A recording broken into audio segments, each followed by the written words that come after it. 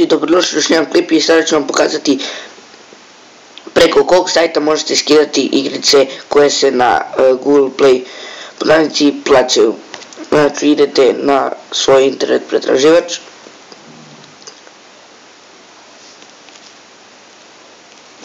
samo da isključimo,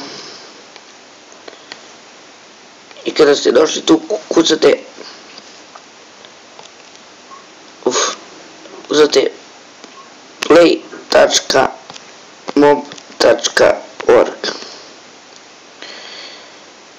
idete na to,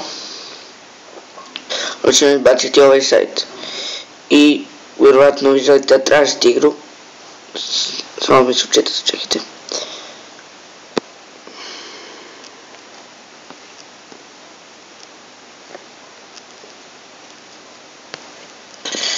Idete na search, nemoj to da mi radiš, gledaj, izvinite zbog ovoga.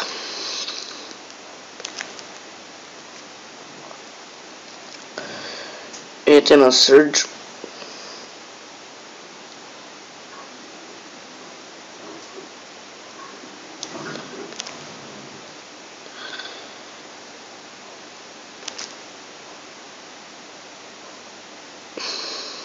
ajde prije, evo ga.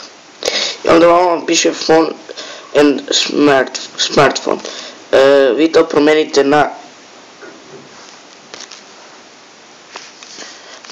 na Android Games. Vidimo koja aplikacija se plaća. Plaća se Terraria, na primjer. Ovo samo onako sam se sjetio da se to plaća.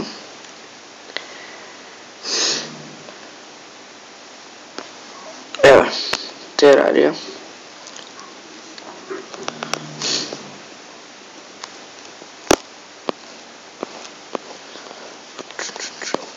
Idete skroz dole, imate ovo download.